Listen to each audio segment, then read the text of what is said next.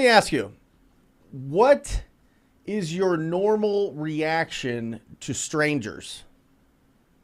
It's an interesting question, I think, because there's two sides. Are you timid? Are you a little fearful? Are you a little protective? Right? Or do you go the complete other side where you consider everybody a friend until they treat you otherwise?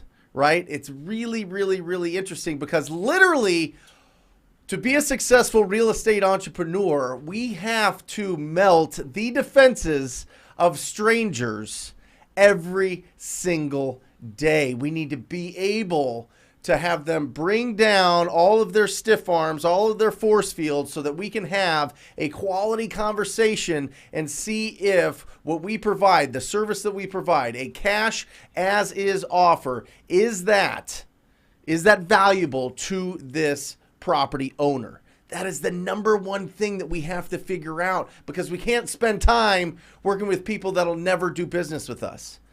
But you know how it is. Most people treat strangers like they're mirror images, right? You see somebody coming at you with their head down, you put your head down. You see somebody smiling, you start smiling.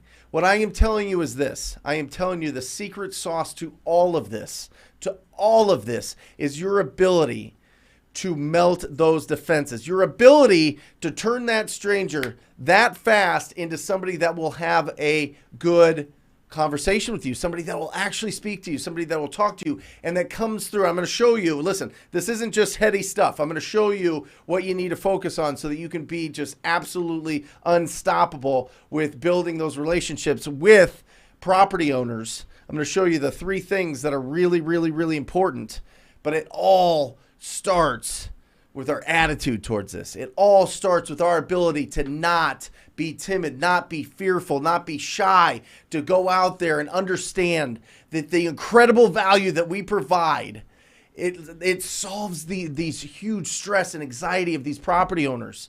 I'm telling you, and we're going to get into driving for dollars here. It's going to be an absolute unbelievable session here for the first hour. You need to stay tuned and need to ask the questions, because this is a question and answer show. But I am telling you right here, look at this.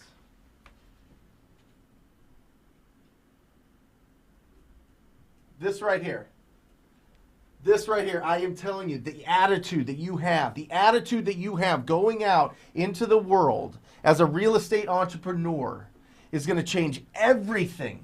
It is what controls us. This is what directs our minds, right? Our attitude directs our minds, and our minds direct us. I mean, more than anything, our attitude is what's going to determine the difference between success and failure. And the attitude of going out there in service of these distressed property owners, not of people that want retail, not of people that have beautiful, pristine properties, not of people that don't have motivation or problems that we can solve, but that 6 to 10% of the real estate market that is ever present since the beginning of time. 6 to 10% of people have had distress with their properties, whether that be situational, whether that be financial, whether that be emotional. And it is up to us to have the attitude of serving that person. We cannot be timid. We have to get rid of all of that. We have to get rid of all those fears of strangers. We got to get rid of all those fears of being timid, because they will mirror us. They'll mirror our attitudes. The reason why I was so successful on the phones, the reason that people that you see on YouTube or whatever being successful on the phone, is because of the attitude that they have going into that conversation, right? It's that energy, that energizing enthusiasm that you bring to it. So really, as you're making your calls, remember, we have to talk to you making the calls, 200 people to get one deal, all right? 199 people do not need your service. 199 people are going to work with somebody else or do something else. That one person is the person that we have to melt their defenses and really work with them and understand what is their stress, what is their anxiety, what is their goal with this property, right? And it comes down to these three. These are the three things that you have to focus on so that you can bring that energy, so that you can melt those force fields. Your tone of voice. This is your energy. This is you going out there and really being different than everybody else. You know as well as I do. Everybody else is kind of quiet and kind of going about their business, and they don't want to, get into other people's lives, and they want to kind of stay away, and they just want to be respectful, and I totally understand that. But when people are in distress and they're not going to help themselves, we have to step up. We have to bring that energy into their lives. So when you're making your calls, when you're talking to new people, it is about the tone of voice that you are using. If you have energy in your voice, in your approach, you are going to win. I am telling you, you are going to win. You don't have to have any experience in real estate. You can have an IQ of whatever, 17. I don't know what IQs are, but that seems low. You can have a low IQ. You can just be going out there and just talking to enough people with enough enthusiasm and with a servant's heart, and you're going to win. The next thing is the pacing. Watch how you pace. If somebody speaks slow, speak slow. If somebody speaks fast, speak fast. You don't have to blow them away. You don't have to over talk. But pace also means listening. That's the pace. It's a give and take. The best people in this business are the best listeners without a doubt. So it's not just you saying words and asking questions. It's you actually listening to what they are saying and slowing down and being comfortable with actually absorbing what they're saying to you, as opposed to coming up with the next thing that you have to say because you want to make sure that you get this deal. Slow it down, right? Let it buffer a little bit. Let it sit in there a little bit. Really listen to what is going on there. Find the underlying motivation that they have. Pacing is not just about the rate at which you speak. It's the rate at which you listen as well. For real. All right? And then the last one is the words that you use, right? That's why we put together all the scripts. That's why we put together ttpinsider.com, so that you can figure out all the words, so that you can feel confident. Because most of the time, we shell ourselves up. We don't have the right energizing enthusiasm and the right attitude because we're worried we're going to say the wrong things, or that we don't know what to say at all. So learn the right things. That's the easy part. That's like day 1 through 90 of your real estate journey, is understanding the right questions to ask, right? The rest of it comes down to this. You master these three things, multi-millionaire. I am telling you, multi-millionaire. 75% of the income that you make is going to be due to your ability to communicate. That's it. 75%, right? And the more people that you talk to, the luckier you are. And that's a slogan. Boom. Gotcha. No, but that's true. I mean, it absolutely is. So that's where we're at here. Tone, pace, and the words that you use, coming up with that having that energizing enthusiasm, and don't fall into xenophobia. Xenophobia is the fear of strangers. It's an old Greek term. Right now it's kind of politicized, so it's whatever. But xenophobia is the fear of strangers, essentially, at its very core. And just don't let it attack you. Don't let it sit in there. That is the thing. If you break through that, I am telling you, your real estate career will be successful. Your real estate, all those goals that you want, you will achieve them if you get over your fear of talking with strangers. And not only that, but you bring that enthusiasm, the fear that they have of speaking with you will melt as well. So welcome to the Real Estate Investing Show with Brent Daniels, aka Mr. TTP, a.k.a. Mr. Talk to People, a.k.a. Hulk Slogan. Huh? What do you guys think? No? Okay. Anyway, guys, this is going to be an incredible show. I've got Matt Kemp here. He is from Deal Machine. He has all of the secrets, all of the little juicy nuggets, all the details. They have so many people around the country that we're going to get an insider information at what's really working right now and how to get to that first deal as fast as possible, but also how to go and build the absolute juiciest, best opportunities that you can find by going after the properties that are in the most distress. Like, don't get this twisted. 80% of people get their first deal from driving for dollars. And I will tell you, year after year after year for the last, the first 20 deals I did was driving for dollars. The first bulk of the income that I made was driving for dollars. It has been a staple of real estate investing forever.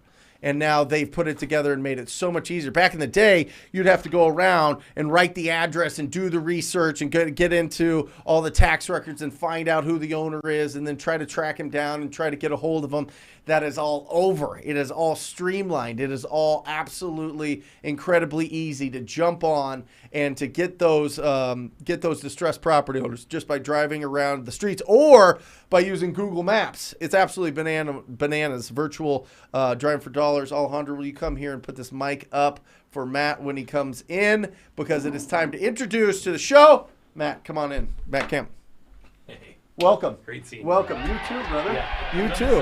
Done this a few times virtually, and to see the team and the magic at work here behind the camera is truly impressive. So, great team. I appreciate you having me. Get closer to the mic, okay? Right here. That's it. Yeah. Just trying to get comfortable. Just trying to get comfortable. I get it. Right. So, let me start firing off some questions because I want to get everybody's comments and questions kind of firing up while we have you here. Driving for dollars. Yes. Right. There's been a huge jump forward in the amount of details, the amount of data that comes with Deal Machine when you find a property, when you're just driving around.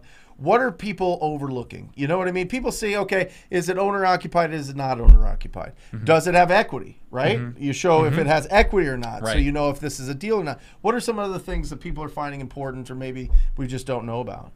Yeah, and that's something, data especially, that's something we are doubling down on as a team. You'll see us continue to enhance that, so make sure to stay in the loop on. I know you consistently update your audience on what's going on our side as well, but that's something that we're always focused on improving for that reason, because that data is going to give you an edge as a real estate investor. Of course. So I think in general, there's a couple of specific tactics that you can use within the Deal Machine app if you're actually out there in the field driving that I think might be overlooked or might be lesser known. One of those would be the highlight button within Deal Machine. I know that's something that not everybody quite knows about. Yeah. But when you actually get out there, you take out your phone, you lock onto your location. You have an option right within there to press highlight and then filter down according to our database to say, hey, show me properties that fit XYZ data. And being able to do that. Like distressed lists? So it would be, think of layering a list on top of driving for dollars from that perspective. Like what? So you can say, absentee is great, high equity is great. Like there's a lot of different pieces there. Vacant, yeah. You can use a lot of those kind of quick list shortcuts right within the app as well. We can have it teed up for you. We've got like 7 or 8 options of what you can highlight around you. But just simply starting there to identify where in the neighborhood would be a great place to start driving around, because you don't want to just rely on that. Like that's the whole point of driving for dollars, is to find those distressed properties, those diamonds in the rough that you can't just buy that list. Yeah. So start there. Use that highlight button to start and kind of guide you on an area. Yep. But if you're driving by a property, so this is because I get this question a lot from students. Where should I start driving for dollars? You know what I mean? Yeah. So you say. You can click a button where you're at, and then do a highlight, and it's going to show you what areas you should be going to. Yeah, and you highlight according to that overall criteria, but based on. I mean, we do everything, so my team's driving all over the place. But for somebody just starting out, they're wondering, where should I go? Where's the lowest hanging fruit? And I think that's one great way to begin. We definitely recommend and say, hey, look at things like local Facebook groups or go to local meetups. Like really kind of understand where are the real estate investors investing. Yep. Especially if you're going to wholesale. You know that that's an area that they're interested in already, and that you can go in and find those diamonds in the rough. Especially if they're pulling a list of an area, you can say, hey, let me fill in that area, the places that aren't just popping up on a list, and find those properties too. Yep. But I think that highlight button is a great place to start, to be able to say and figure out, okay, where should I be going? And then based on that, you can look at that property, and if it fits every other criteria, it's already lit up in the app. Then on top of that, if it's distressed, then you have if it's a fixer upper for whatever reason, you have a very high probability to motivate a seller at that point. Awesome. How many addresses around the country? You guys have all the data. How many addresses do people have to build into their driving for dollars list to get a deal?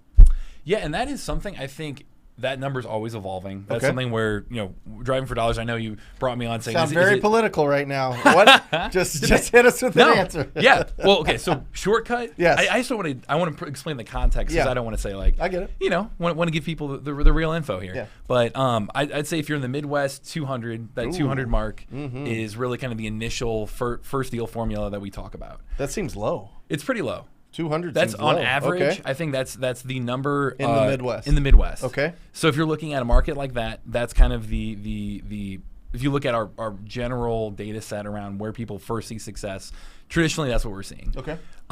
Again, that number's evolving. Driving for dollars. I know the subject you brought me on is like, hey, is it dead? It's not dead, but it is getting more competitive. Okay. It is evolving. Okay. Doing things like applying TTP, applying what you're teaching to them is what's going to give them the competitive edge. Sure.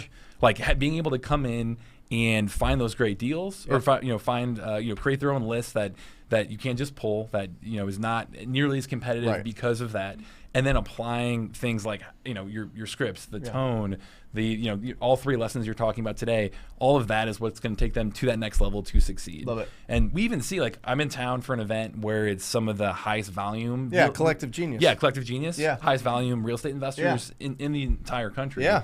They will tell you driving for dollars is still their best bang for their buck.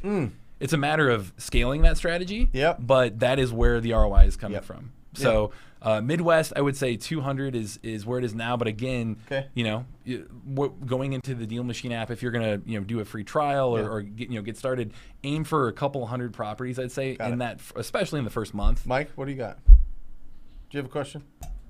I just want to drive home. So I'm a new wholesaler. Right? We all the time we talk about how 80% of wholesalers get their first deal driving for dollars. Yeah. I just really want to drive home. I feel like that's because it's an exclusive list. You just can't go pull it somewhere, which means less competition, easier conversations. I mean, would you guys agree with that? Yeah, without a doubt. Not only that, Mike, but like literally the phone prospectors love the driving for dollars list. They just love it. It's just not as beat up. They get higher contact rates because people aren't getting blown up all the time. Now listen, driving for dollars is beautiful because it kind of hits all of the lists, right? It hits the code violations, hits the pre-foreclosures, hits the vacants, hits the probates, hits all of these things. I mean, all of them you find in the driving for dollars list, but nobody has the same list. Yeah, and you can come under those conversations too, where when you actually get in touch with the owner, you've had the context of either you or a driver physically driving by, and you can talk about like, hey, I was driving by, noticed X, Y, Z. Right. Like you have that extra context that pulling a list will not give you. Got it. Love it. But yeah, all right, Midwest 200. Yeah, I would say the most competitive markets we're seeing. Yes. That can be all the way up to 1,500. 1,500. Okay. So. Yeah, like a California, Phoenix. I mean, Phoenix it's crazy. So I'd say that is the level that you're gonna have to hit consistently to land those deals over and over again.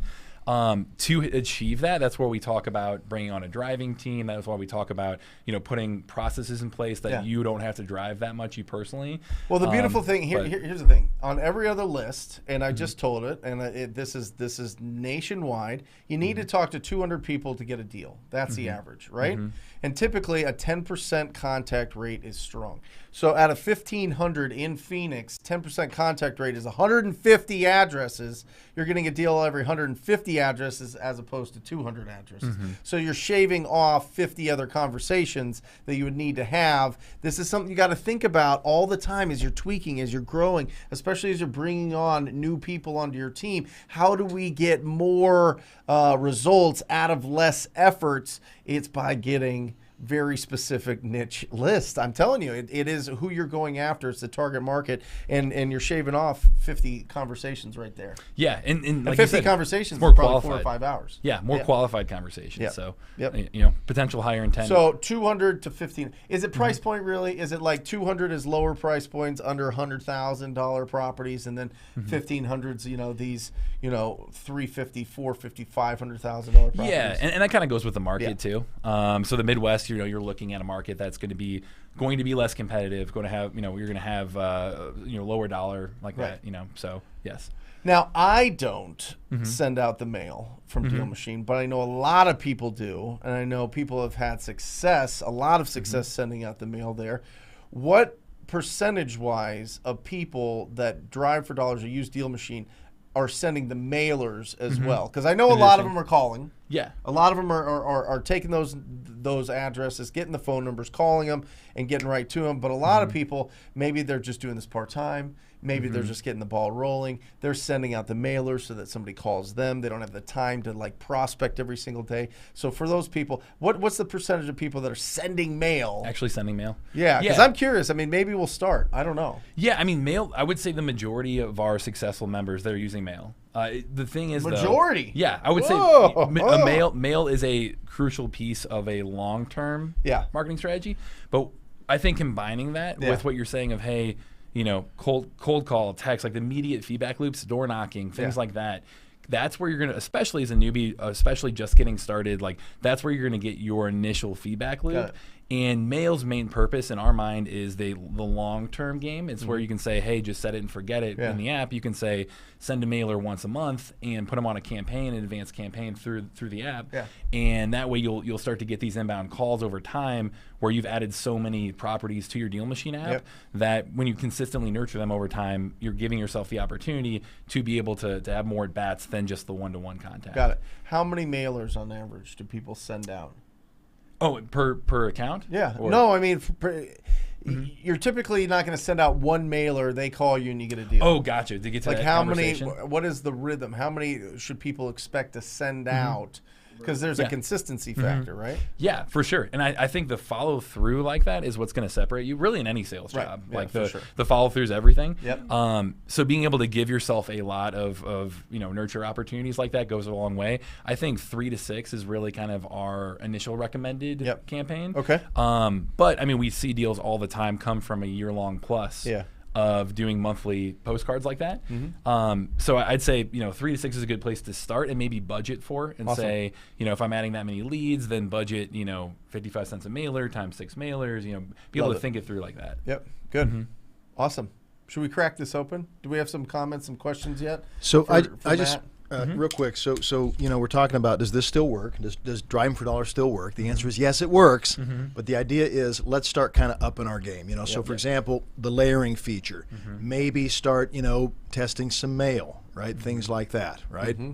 Anything else? Any other specific edges that you could recommend to take this thing to the next level? I think that marketing mix like that is absolutely crucial. I know, like, we just had somebody come on, Ramen, that we interviewed on our YouTube channel, a success story. He actually landed a $50,000. So again, not typical results necessarily. We're preaching long-term mindset here. But he did land a $50,000 wholesale deal in the 1 week trial of using Deal Machine. He went out there and just hammered the calls, texting, all of that immediate feedback. I'm telling you, channels. That's how I got all my first deals. I just got a deal this week. I got a deal on Monday. We'll make over $50,000 from a driving for dollars. There you go. I mean, it's a rough house. I mean, this is definitely a driving for dollars house. Listen, if you guys need a cheat sheet on driving for dollars, it's TTP Insider. We have the whole thing to look for. We have some videos on what that looks like, but really we have a checklist of kind of what you want to look for the best properties to add to your driving for dollars list. Listen, guys, I'm bringing Matt on here because it is crucial that you build your driving for dollars list. I can't tell you how many conversations. I have probably 3 or 4. I've had 3 or 4 conversations. It's now 25 after 10 here. I've had like 3 or 4 conversations this morning on what list should I be going after, what should be happening. I am telling you, it's a no-brainer. People have to build their driving for dollars list. And before we get into real question, sorry, Jesse, I know that I was prompting, but virtual driving for dollars, because a lot of people are working in virtual markets. A lot of people don't have the time to go out and drive all over their town and hit the button and add to it. So we put out videos. It was actually Jesse who used to do it. Jesse did this like 3 or 4 years ago. When him and Mike were doing deals on wholesale, they got their first deal from Google Maps, going on Google Maps, getting the addresses from Google Maps and getting that info. But you guys made it easy. You just click a button and it goes right through. Yeah, like clicking for dollars. You've got it. It's clicking for dollars. Yeah. And to answer Mike's question though about like what else we should be thinking about in that free trial, I know he was basically living in the app. He got that deal by going to a haircut appointment. and just seeing this on this property like that. So I'd say a large marketing mix, trying different things from that perspective, because certain people are going to answer to certain outreach more effectively. Being able to be in that mindset and be able to be always on in terms of looking for opportunities there. And then another example, like Rita Grimes was just on our success story too. She Remember did. Rita? Yeah. There you go.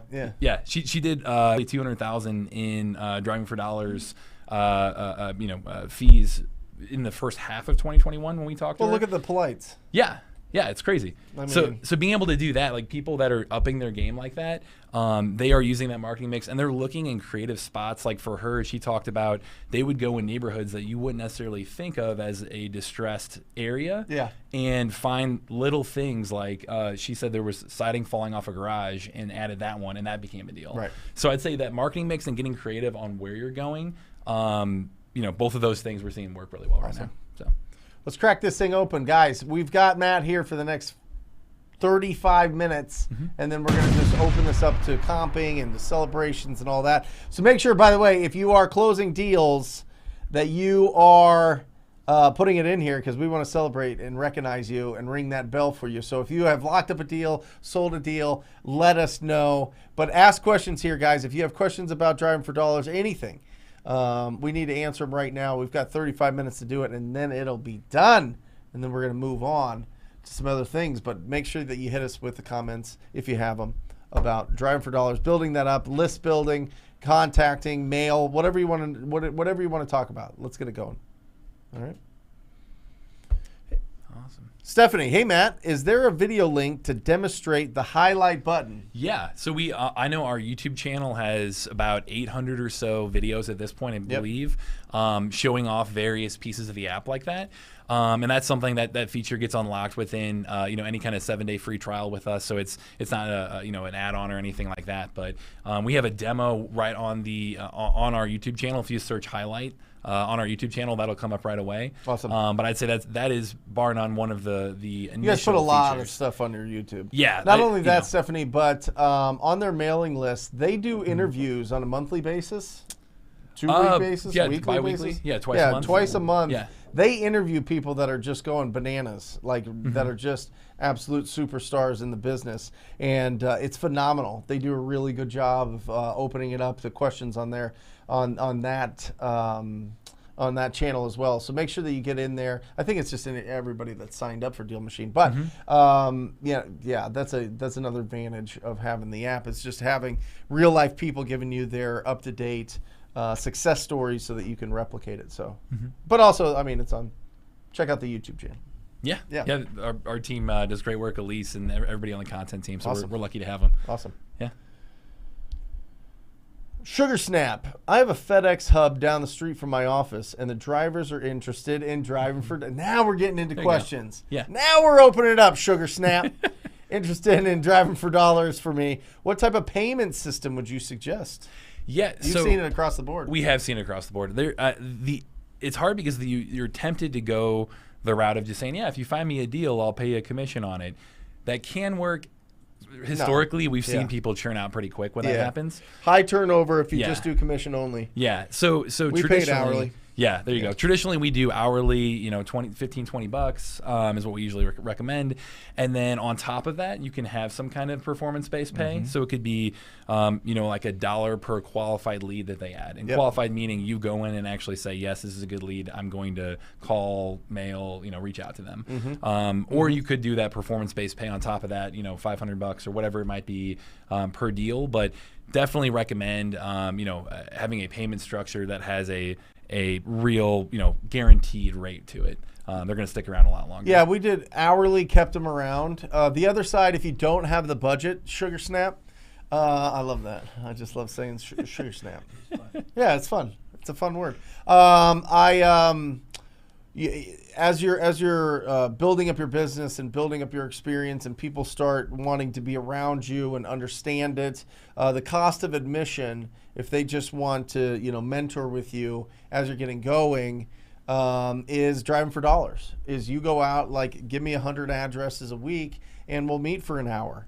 You know what I mean? You want to do coffee? Great. I'm going to hook you up with this app. You download it. You're part of my team. Give me 150 addresses on this app, and we'll sit down. We'll go through why I went through this exercise with you, first of all. And second, once we start getting deals from this list, I'm going to show you how we did that. That is mentorship. That is coaching. That is something that is very powerful and that you can use as leverage. So leverage the people that want to work with you, want to learn from you, want to be around you, want to be real estate entrepreneurs. Make them have a little bit of a hurdle. Make them have some challenge. Make them go out there and prove that they actually want to do it. You'll find 9 times out of 10 they won't do it. But that one that will, that's somebody you want to be around. That one that you will probably make you an additional $100,000 a year, probably millions over the lifetime of your work by splitting deals and joint venturing and them selling you deals and you selling them deals. Build those relationships, make them jump over the hurdle of driving for dollars for you, and that makes sure that they're serious and you're not just spending time, talking to somebody that'll never do any business. We want to be of value. Right? We want people to be successful. We want people to go out there and change their lives through real estate. But it's very frustrating when you give them all the tools and they don't do anything with it. So filter them out by making them go drive for dollars for you. 100 addresses a week. You have to do 300 before we spend the first hour together, and I'm going to show you everything. But make sure that you show them everything. Make sure that you hold up to your end of the bargain, or you'll build a bad reputation. I got a quick question. So I think that's great. So let's say you get some FedEx drivers driving for you. Yep. Just to keep them accountable, how many let's say you pay them $15-20 an hour. How many properties per hour on average, or a range, should they be adding to the list just to keep them accountable? Yeah, and we definitely, it depends on your method. We have people who are adding a ton, adding 30, 50 an hour, going really, really quickly. Yep. I think a pretty average number to think about is 1 every 5 minutes or so. So 12-ish. I think that's a pretty, a good conservative number to go in.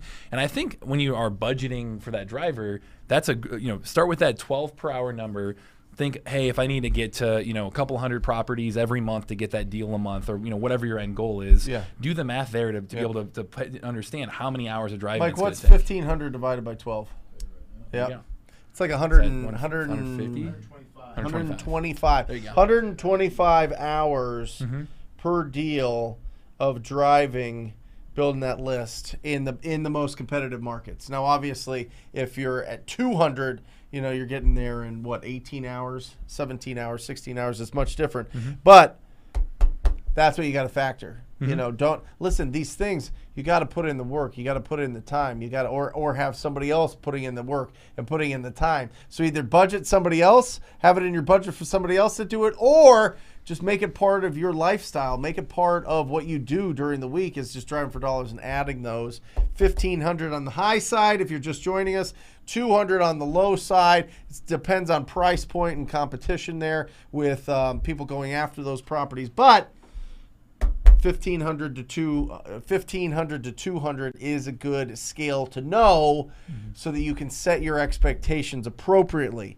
Don't come in and say, Brent, I have 75 driving for dollars leads and none of them have to, I can't get a hot lead out of any of them. Yeah. Well, you're 1,425 short. Yeah, and I will say to get to that volume as well, that's why our top members, they're hiring multiple drivers and, they're adding complexity that way. Yeah. But I think one tip I wanted to share on the training side is we do recommend, if you find a few people who are potentially interested, having them kind of do a trial run of saying, hey, go out there, add 20 properties to my Deal Machine account. You can really easily onboard them there. Who's the top driving for dollars person that you guys are like? If everybody did it like this, they'd be wildly successful. That's a good question. Who do you think? You guys have so many, but highest volume. Is it the Polites? And Zach Booth. Zach Booth. Yeah. Zach Booth's another one. Zach Booth has a whole course on it, right? Right. Yeah. So what do they do? What does their team look like for them to be so successful? Zach teaches very high volume adding. Yep. So he's very more the better. Very liberal. Yeah, very liberal with the leads itself. So the 12 an hour. He can teach. I'd say their drivers are up there doing how many drivers times does he have? In his personal account, he's got 2, right? 2 drivers. Yeah. 40 hours full a week. time. Beautiful. Yeah. And does he pay him hourly? Mm-hmm. Hourly. $20 an hour. So following guys, this $20 an hour. I'm telling you, these are big deals though. When we get these deals, they're not. Yeah, they're not unjuicy. They're very juicy deals. I mean, they're big deals. I mean, they just are. They're bigger deals. The reason they're bigger is because these properties are destroyed. People inherit destroyed properties. They don't want to touch it. They don't want to clear it out. They don't want to clean it. Or it's a hoarder house, or it's a junkyard, or it is just a property that just is totally dated.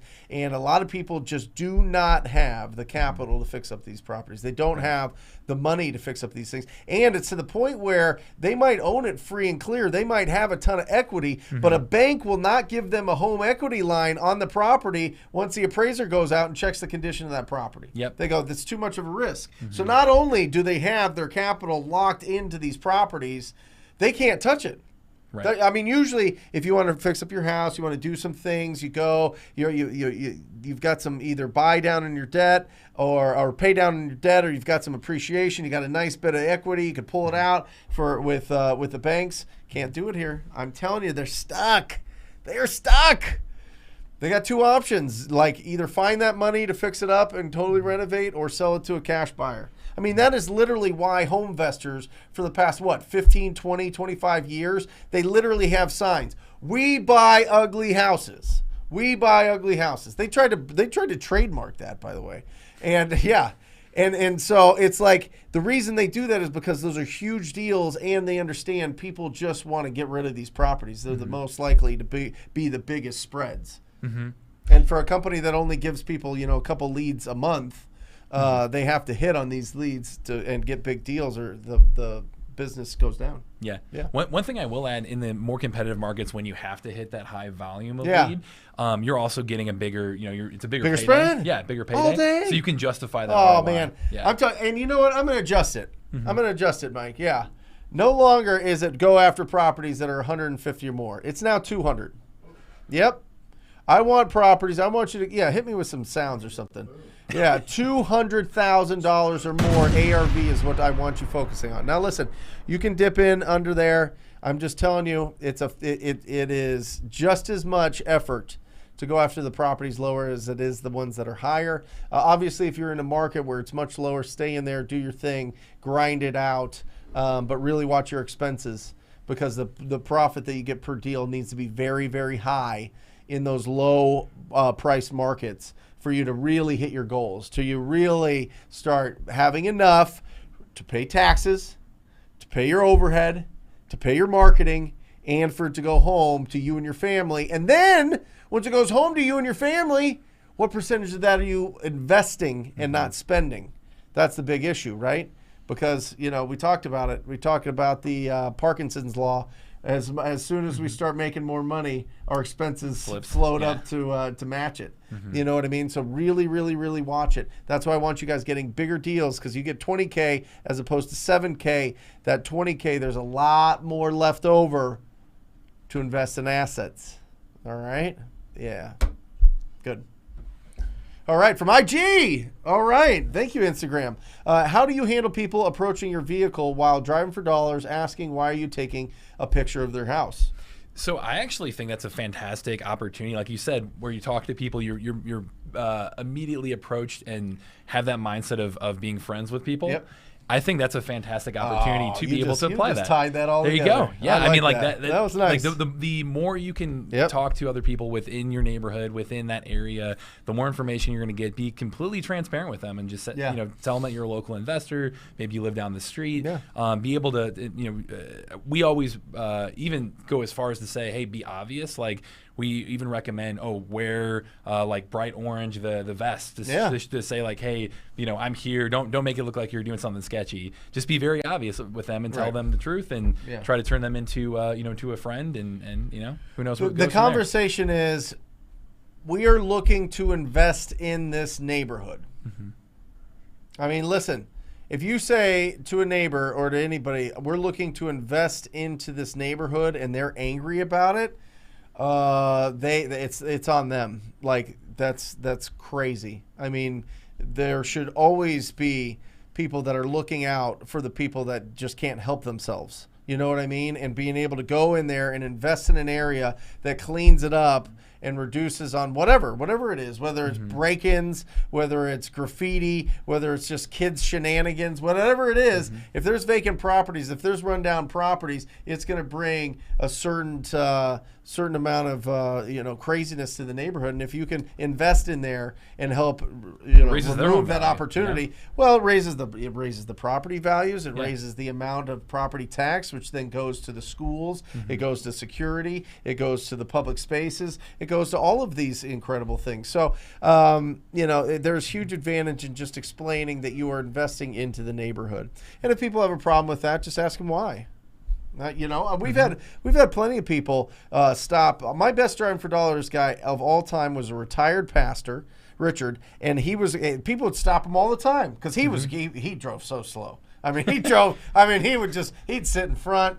He'd go try to talk to the neighbors about the properties. I mean, he was a great driver for dollars, but it took him, you said 12 an hour he's like 3. Yeah. But, he was having conversations with and he was going in the roughest areas. This is an old white man pastor just going out there, and people were embracing him. People are having conversations with him. People were just having a great time with him. And he was anywhere he went. He was having successful conversations because he knew that we were going there to invest in the neighborhood, and that's the approach that he went. Yeah, I think your opening kind of monologue there got me pumped up too. Yeah. 'Cause I think having that mindset going into any conversation, literally a smile goes a long way, and being able to come in with that idea of, hey, this is think of them as a friend rather than the other end of that spectrum. Do that in the neighborhood, and that'll open up many opportunities that you would have no idea how to plan for ahead of time. Awesome. So, yep. Awesome. Mike, do you have something? Yeah. Okay. Addison, the biggest problem I have in my business is compiling my driving for dollars list to skip trace. Can deal machine save property so I can paste addresses into batch, rather than manually entering all of them. You can export all your properties, Addison. It's just on your PC and not your PC. It's on your computer. As opposed to your phone. So you have to export it on your computer, right? Yeah, everything you do on the mobile app, if you go to dealmachine.com, it's already synced up. So you can have I'd say the most common experience people are doing is they're gathering leads on the mobile app, they're tracking their routes, they're driving for dollars here, and then they'll call on the field, they'll do all that. They'll come home and then use Deal Machine to manage their pipeline that way. Yep. They'll look at the leads that way. They'll say, hey, what is marketing to it? What's sending out mailers, and they'll kind of use that as home base, outside of being on the field. Yeah. You can import and export from any other sources like that, but I think it's at the point now where you can say, hey, use the field to build that list, and then you can manage your list on the desktop, and it's all synced up, right there. Awesome. Awesome. IG, Majestic Lashes. Majestic Lashes. How many hours do you recommend we drive for dollars weekly if I have a flexible schedule? I think you start with that couple hundred leads. I mean, it depends on the market. Yep. Start with that goal in mind. So, say if you set 500 leads as your goal for that month, the first thing is to get in there and to do the work to add those properties.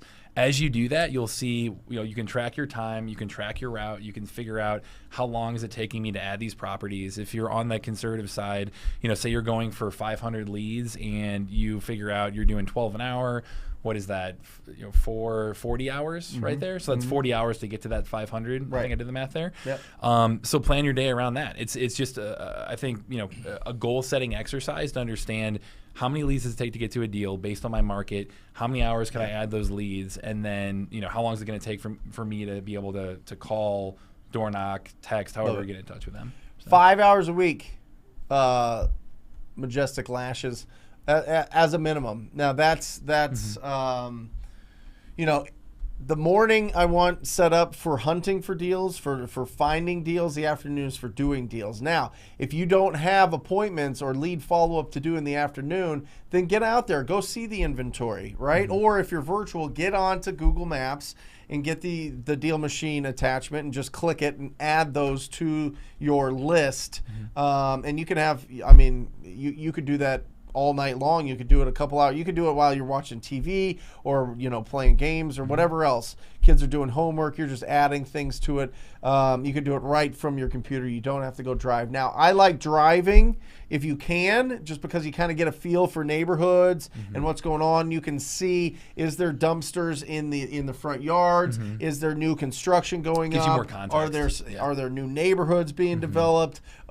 Is it just nothing's going on and the area has a lot of boarded up houses? These are things that you want to understand so that you can get a feel and put your thumb on the pulse of where your market's at. Okay, so if you can get out there, get out there. You don't have to do it all the time, but I highly suggest you get out there to get a feel. Like you're in a grocery store, that is your inventory, right? You got to look at your inventory and see what you have. And obviously, the properties that need the most love are going to give you the biggest and best deals. Yeah, I do think that 5 hours a week number, especially if it's your first time driving, is a great initial habit to start, because you're going to get better at it. You're going to build that habit. It's like going to the gym or eating or anything like that. It's a habit you have to get used to. You have to establish yourself. So 5 hours a week is a good manageable number to shoot for, and you're going to hit that lead volume pretty quickly that you need to for that first deal. Yep. So, awesome. Good answer. Yeah. Delvo Dog, is there a proper way to plan your route? Oh, great question. Yeah. Listen, I get this all the time, Matt. Speak to the camera. Let them know. Yeah. So we do have a planned route mode within Deal Machine. So that's something if you have, and this is actually the most common way that people use our List Builder and our Driving for Dollars apps together, plans together within the Deal Machine app, is you can pull a list or use the highlight feature. There's a couple different things you can be doing, and then when you pull that list, you can hit planned route mode for that list, and it'll actually show you and say, here's the quickest way to drive that list. And when you drive, the point of that is to be able to go and see which one of these are actually qualified leads, which ones of these are actually distressed properties. You'll find other ones on the way. It'll be a great way to kind of use the best of both worlds. So can you do the layers and just push a button and go plan my route? Yeah, it'll be, once you have that list, you can say drive that list, boom, and it'll import that. How do you know what GPS list? Like that? What list to pull? Yeah. I mean, if Delvo's going out there and he's like, I want to go after the best distressed properties and the ugliest properties, but I don't know where to start. How do I just push a button on the app and it tells me drive 500 feet, take a right, and then you know what I mean? Yeah, I do think the highlights feature and the list pulling piece, both of those kind of serve that function. Okay. So if you pull that list and you import it or you start to drive that one, the list to pull, I mean, it could be, I know you've mentioned a couple of different things like the high equity, absentee owned. I think a lot of those are good quick lists. There's a quick list button within Deal Machine to help you with that as well. But beyond that, I think the highlight features, if you're not going to do the list builder piece as well, the highlight feature is a great way to start and start to plan that route accordingly. Awesome. There you go. Get them, Delvo. Alejandro, how many times do you need to recycle through a Driving for Dollars list? So for our business, Alejandro, we'll go through, I assume, well, there's a couple different things that I'm wondering here. One is recycle, like do you go back through and drive through that list again? A good Driving for Dollars list will last at least a year, if not 18 months. You can update it, but I don't care. If you've done a whole area and you know this area and you love this area and it's been like 18 months and you have a couple conversations with people or a few or a dozen or dozens of conversations with people saying, oh, I already sold it or whatever else, that's when you know to start building that back up again. When you're missing out, when you get them on the conversations and you're missing out because they already sold it, that's when you got to like, okay, I got to refresh this list, go back out again and see which properties in here are still part of this. And it'll still have it in the app, the ones that you mark for sure before, and just make sure that you go back through that and literally only go through that list 2 or 3 times on calling to get a hold of them. If you can't get a hold of them, then text them. If you can't get a hold of them texting, then go to the door. Yeah, and I would say if you're on the pro level of Deal Machine, you also get that route tracking feature, and that's something that it will actually change colors over time. So after 6 months, that'll turn yellow, and after a year, it'll turn red. Awesome. So you can look at the app and figure out, oh, I did a deal in this neighborhood, but it's a red line. Maybe I should go back and redrive it. Cool. Awesome. IG, Rudy, how to build a list for Driving for Dollars? Gotcha. Oh, okay, got it. Yep. Yeah. So I don't know necessarily. It wouldn't be building a list. I think we try to think about it more as an area for them to go out there and drive. Yeah. The area piece, we do have that as a feature that is coming out here, but it's something that you can actually go in there, and that next level strategy, especially if you have multiple drivers, that next level strategy will be assigning entire areas to them and say, hey, go drive this area. You can geofence an area and say, hey, go drive this, and be able to actually help instruct them through the app. So hopefully that's what you're asking there, Rudy. But in the app, you'll be able to actually manage drivers in that way and help guide them. And again, if you have route tracking, you can look and see where have they driven, where it's been successful, and then instruct them to do more of that. Awesome. There you go, Rudy. Tucci, would you guys say that downloading a list or creating a driving for dollars list more valuable for a new wholesaler? Both. Here's the thing. You're going to get 80% of the time you're going to get your deal from driving for dollars. So obviously start that. It's not an either or. Okay, this is a both. This is an and, right? It's driving for dollars and downloading. And the reason I say that is because a lot of people hide behind this, Tucci. All right, a lot of people hide behind, I need to go build up my 1,500 addresses. I need to go and put 100 to 125 hours into driving before I start taking action. Well, what happens is life gets in the way. All right? Life gets in the way, responsibilities get in the way, distractions get in the way, doubt gets in the way. All of these things get in the way of you actually taking action. So number one, I want you to make the decision right now today as a brand new, fresh, crisp, new wholesaler. Know this first. I love you. You're just like me. We got that similar brain. We're freaks. We're crazy people. Okay? We're going to go out there and we're going to change the world. All right, at least our communities. And so I celebrate you, number one. Number two is you need to get a list today, get the phone numbers today, and start calling today. All right? Don't wait around. And then at some point, carve out that time to build your driving for dollars. All right? Because you need that momentum. You need to start getting reps at the plate. All right?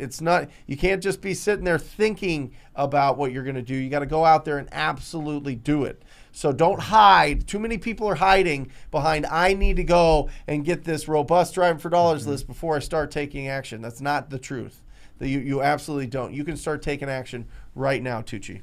Yeah, I think you nailed it. I think taking action is what's going to separate you from the people who are just dabbling in this or trying it out for a little bit, and taking that consistent action over time where you're not, you're driving, you're actually, another big barrier we see is when they go out there and somebody new might add those leads, but for whatever reason just be hesitant to actually pick up the phone and call. Right. That's not, the lead number, that's great that you hit that, but you have to actually, market to them and get in touch with them. Yeah, you got to talk to them. So, the whole, the goal behind that would be, yes, you want to build that routine, you want to get out there and start driving, but, first step is to literally, start driving, start taking action and make things happen. Awesome.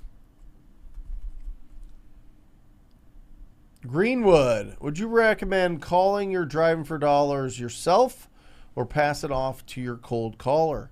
Greenwood, we're opening up a box of fun here. Okay, first of all, I don't think anybody should hire a caller until they've spoke to 1,000 property owners themselves. All right? I really don't. Because one, passing it off to somebody else, you're hoping that they're going to get the job done for you, but they're just not going to care as much as you. It's not even going to be close. So if you want to, here's the thing. You talking to these people, 200 people. You talking to the driving for dollars list, 150 people to get a deal.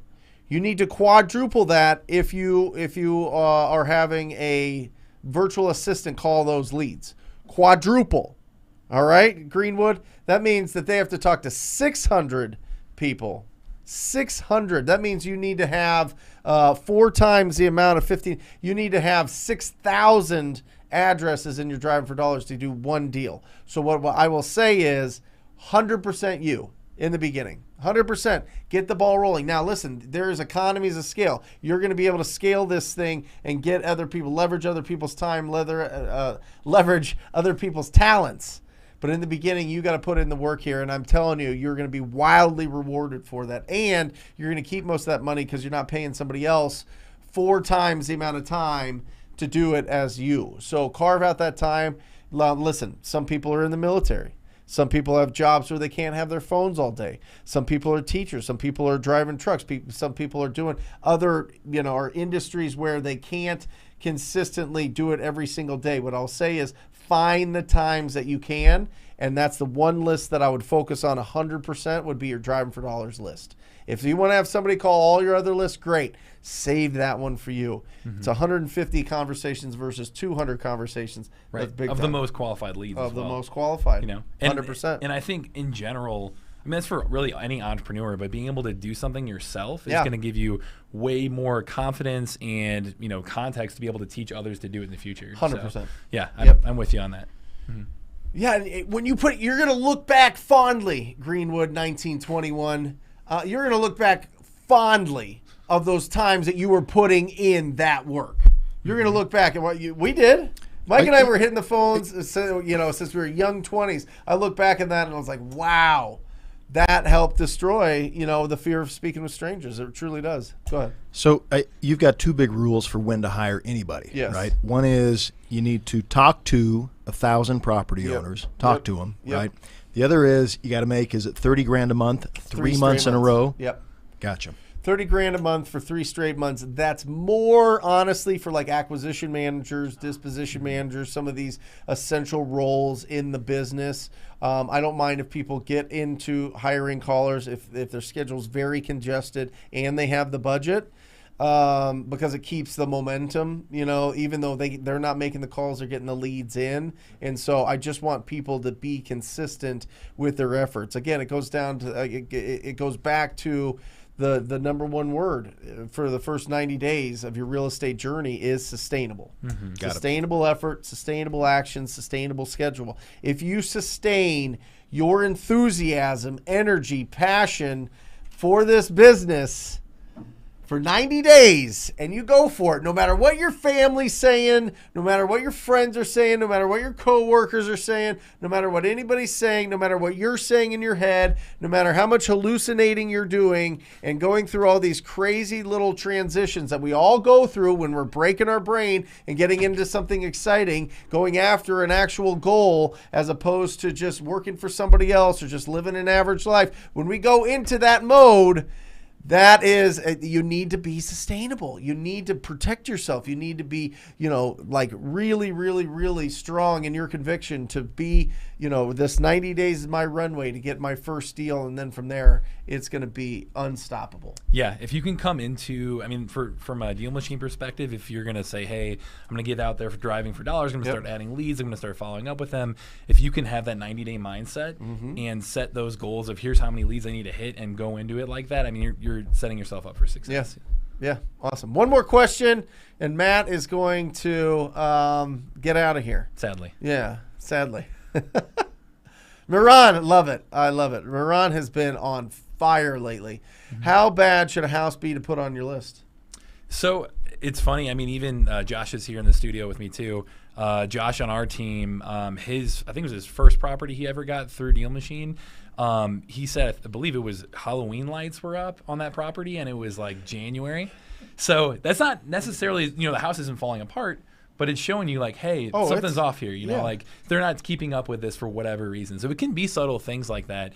Mm-hmm. Rita, like I talked about, she was going through a really nice neighborhood.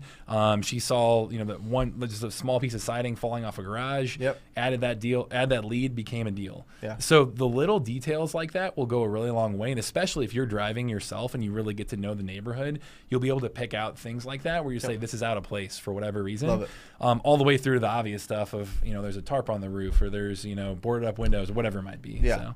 So, Miran, listen, if it's dated, if it's built before 1990 and it's dated, and I can see that it's dated, even from the outside, it has those like little thin blinds, or it's got ratty-tatty curtains, or it's, this house has been here for over 30 years plus, and there's no landscaping in the front yard. All of those things you need to add to it. I would rather you add more than less. Unless you're going to go with the strategy of focusing on the 1,000 worst properties in your area, which I think is a smart strategy and interesting strategy. Unless you're going to go really, really, really, really big with this in building your list, list, you need to get more properties. Just get any of them that are dated. Awesome. Love it. Hey, Deal Machine. Put that scroller on there. If you do not have it, stop being silly. Stop being silly. This is the biggest discount they have. They love TTP. They love the Rhino Tribe. They love Wholesaling Inc. It's the biggest discount they give. So make sure you take advantage of it. If you have not, they give you the free trial, and it's $9 off a month. Use that coupon code TTP, or just go to that website and you'll get hooked up right away. So yeah, we love working with you guys. I mean, if you're listening to this, if you're listening to Brent's stuff, you are in the right mindset to succeed with us. Yes, we're just a tool to take action on this, but you're teaching a broader spectrum of, hey, here's how to actually go through the actions and be able to get in touch with people and be in the right mindset for the whole thing. So we love teaming up with you guys because we know people are going to be successuful. Awesome. Love it. Yeah. Awesome. Hey, all right, get out of here. again. I got to answer some of these questions. Right. By the way, guys, before we started the show, the fact is the people that use the TTP code last the longest. Every app, every service, everything looks at what the turnover is, how long people are staying on there. The people are staying on the longest from this channel. These are real serious people on this channel. So I want to, one, celebrate you, and two, people wouldn't use it if it didn't work, and I wouldn't push it if we didn't use it ourselves, and if it didn't work, and if it didn't literally change my life, driving for dollars, finding ugly houses, properties that needed some love, and talking to those property owners. And I'm telling you, that is the foundation of what we do. Well, Brent, I don't understand these stats you threw out. 6 to 10% of the market's in distress at all time. Go drive,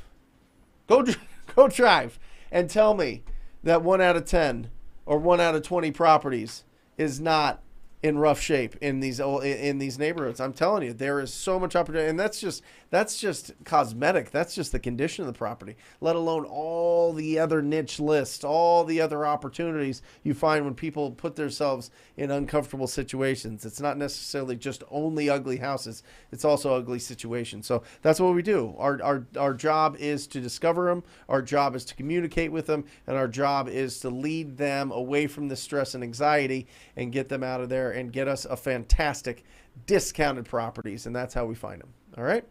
Awesome. So let's crack this thing open. Do we have any celebrations? We haven't rang the bell. It's been an hour. I need to. Oh, come on. You hit me right away. Ulysses. There you go. Here we go. Awesome. I love it. Joint venture deal. That is absolutely fantastic. Congratulations. First JV deal yesterday in California. You can't do deals in California. It's too competitive. You can't do deals in California. Every day, multiple times, hundreds of times a day, deals are getting done in California. If you're living there, don't be shy. Go after them. All right. Closing my first deal today. Oh, come on. Greenwood. 1921. I love it. Congratulations. I have to walk back to ring the bell because apparently it just explodes people's eardrums when they're wearing headphones. So that's why I go back there to do it. But I celebrate you. Congratulations. Keep it going. Listen, the first deal of many, many, many, many. Now you know it works. Now you're not just living off of faith. Now you're living off of fact. You're living off of concrete, absolute fact that you can do this. So congratulations, you're off and running. I mean, the wind is behind your back. I mean, it's at your back. It is pushing you now. So congratulations. That is awesome. Do you think he was born in 1921? No, I don't know. I mean, that would be an old wholesaler, but he looked like a young man. Invest like a girl. I like that. I like that a lot. From IG, invest like a girl. Thank you for jumping on here. How do you know when a market is way too saturated and you need to switch? Haven't been getting deals, and the ones I get are talking to multiple investors. If you can, just hit us up and let us know where you're located. But the beautiful thing about my experience is I do business in Phoenix. And Phoenix is notoriously known for the cradle of every single real estate guru that, comes out. I would say 7 out of 10 real estate gurus, coaches, investors, big-time investors come out of Phoenix. Not only that, but just proof of this is Open Door, Zillow offers, OfferPad, 72-hour offers. All of these big companies they all beta test their systems here in Phoenix. So not only are we up against, the regular, other people in the market, but we're also against these billion-dollar companies that can go way higher than we can on the prices because they want really thin margins, if not losses. It's crazy. Anyway, I won't get into it, but it's competitive here. We still do deals. I'm just saying, you need to understand, have you talked to 200 people? And I guarantee you, Invest Like a Girl, if you've talked to 200 people, you have leads. And if you have leads, one of those is going to convert. I am telling you. Listen, the problem is we're not used to 199 people rejecting us. That's the problem. Or 149 rejecting us if you're calling your Driving for Dollars list. That's the problem. And so it just builds up, and it's like, oh my gosh, everybody's saying all the same things. Listen, if somebody told me the same thing 20 times in one day, I would be like, oh, geez, there's something going on. You have to get through 199 of those for the one that's like, yeah, cool. Here you go. I don't want this house anymore. Make 50,000 on it. Make 40,000 on it. Whatever it is. I'm telling you, every single day, multiple times, hundreds of times a day, people are getting those. So just stay in the saddle. I think that if you feel like it's saturated, push through. You've got leads in there. Now listen, I think that a lot of us are seduced by the do 300 deals a year, bro. Or gal. Lady, whatever it is, like, I do 100 deals, I do 300 deals, I do this. What people don't tell you is they average $2,000 a deal on those hundreds of deals. That's the absolute fact. People that do also do 30, 100, 200, 300 deals a year or claim to do that much, typically do half or a quarter of that amount. And not only that, but their marketing costs are about 70% of their profit. Of the gross income. It costs them 70 cents to make $1. And then they just thin. So don't look at everybody and be like, oh, they're doing so many. You can create an unbelievable life by doing a deal every week that gives you 20 grand. Gives you 15 grand. That's what I like. I like that quality. I like the big deals. You know what I'm talking about? You do. You invest like a girl. You got it. Right? Find those big deals. Keep that money and invest it like a girl. I mean, invest it into the assets and really build wealth. And then the beautiful thing, Invest Like a Girl, is we're working, we're getting income, we're providing value. It's at scale, right? The amount of value that we provide equals the income that we make. And then the beautiful thing is we take some of this income and we put it over here, and that money starts making money. That's wealth. When your money starts making money, that is wealth. You can be rich by making your own. You could be a doctor going to, cutting people up, being a surgeon all day long, but if you don't show up, you're not getting paid. That's rich. Wealthy is what you do once you get that money and invest it and have that money make more money. You got it. I love that handle. That's incredible. Kevin, Brent, new follower here.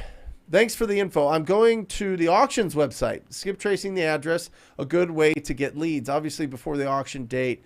Thanks again. Yeah, Kevin, I mean, here's the thing. You just got to make sure that those properties aren't bank owned already. Some of those properties are already controlled by the banks, and they have certain overlays, certain restrictions on how much they can accept for their properties and when. So if it's owned by if it's owned by just, a person or a company or whatever else, an individual owner, then go for it. But I mean, you can pull a pre-foreclosure list anywhere. I mean, a title company can give you a pre-foreclosure list, PropStream, right? ttpdata.com can get you that pre-foreclosure list. So really what you're looking at is pre-foreclosures. So hit them with the TTP data little tag, Matt. In case you don't have it, you can pull all those on there. So there you go. Awesome. And by the way, if you guys are getting value out of this, make sure that you subscribe. We're like, I don't know, 100 people, 150 away from like 50,000 subscribers. And listen, these are real people. The subscribers here, we're not putting out these big, fluffy, clickbaity type videos on how to improve your credit score or how to do this and that. We're focused on how to get deals. We're focused on how to change our lives through real estate investing. The real. So make sure that you join us. If you have not subscribed, make sure that you subscribe. It's an unbelievable community. And we come out with videos every single day. Every single day. Imagine this face and this voice in your ear and in your eyes and in your brain every day, giving you that little bit of energy. I'm telling you, you've already got the energy, but get a little bit more. All right. Fernando, how can you get pictures of property when the owner doesn't want to give you access to it or it is tenant occupied? Can you put a clause in the purchase and sale agreement that the seller must give you access? Yeah, that's essentially what the inspection period is the ability to inspect that property. Now, there's a couple things going on with that, Fernando. Now, oftentimes a landlord doesn't have enough courage to communicate with the tenant that they're interested in selling the property. And then they're worried that if they do tell them the tenant will leave, they'll lose that income. And then all of a sudden it's a huge burden on them. So it's kind of like a chicken and the egg thing. They want to sell it, but they don't want to disrupt the tenant. So the approach that you have to have is, Fernando, is say, listen, this is what we specialize in. We specialize in making sure that the landlord-tenant relationship is absolutely just comfortable and smooth and as good as possible. All right. We play middleman. We explain that you are selling this property. We sit down with them. We put together a game plan for them to find their next place. And the game plan can literally just be like, hey, where would you guys move to? What are your plans going to be once this property is sold, and then helping them along that path. It's not like showing them properties and doing all that. You're not a rental agent. You're a real estate investor. You can do it if you have some opportunities, but it's a huge distraction. Anyway, so you just communicate. Just be the one that communicates. Play the middleman, and usually you can get access and get in there. If the tenants are being aggressive and not letting you get into the property, then you have to get a very significant discount. And some of the times those are the best deals, Fernando, because what I'll do is if that tenant, I get an idea. I can drive by the property. I can Google map it. I can see what's in the backyard. I can go up to the property. If they don't want to let me in, fine. But I can get a pretty good vibe, right? You walk up to a door, if there's an ashtray with 1,000 cigarettes in there, and you know that there's shoes everywhere, and you know that there's mail piled up, and there's things piled up, and there's, you can have a pretty good idea of what the inside is going to reflect. Right? So then just add that to the breakdown of what your costs are going to be, your estimated costs. Matt, will you pop that up when you have a second, the calculator there for estimating the fix-up costs, and just use that. And then if they won't give you access, just assume it's the next level up. Like if it's, this isn't too bad, then go to, okay, this needs some work. And then if it needs some work from the outside, then go to the extremes of, wow, this is bad, right? So if it's easy, go to needs work. If it's needs work, go to wow, this is bad, just to hedge your bets. All right. So if you can't get in there and you can see that it's in rough shape, use that wow, this is bad as your measuring stick to be able to work your numbers backwards. Okay. Awesome. Good question. Ace of Drace. Oh, not Ace of Base. Ace of Drace. Okay. For you young kids, you don't know Ace of Base. Whatever. Been listening to podcasts, reading, learning, wholesaling. How do I get moving? Here's how you get moving. I want you to find 5 properties. Any 5 properties. Go out, find those 5 properties, get the address. Go to batchskiptracing.com.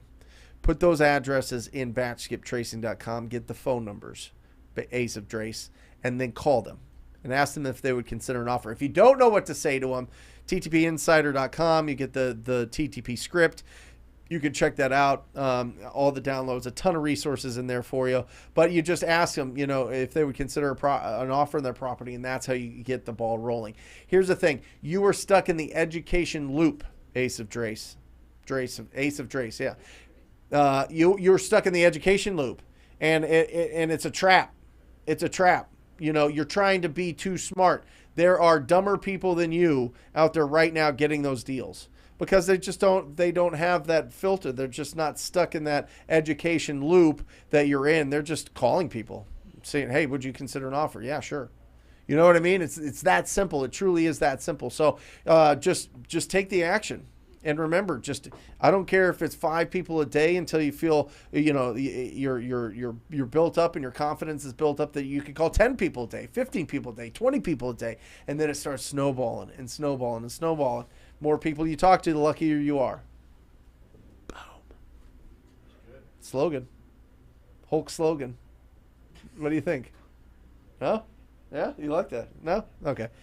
Erin hated it. I told her that last night. She hated it. She's like, that doesn't make any sense. Well, maybe. She doesn't get it. Hannah M. How do you establish credibility as a first-time wholesaler? One is communication, right? It goes back to the 3 things. So just again, if you're just hopping on here, we've got, your tone, your pace, and your words.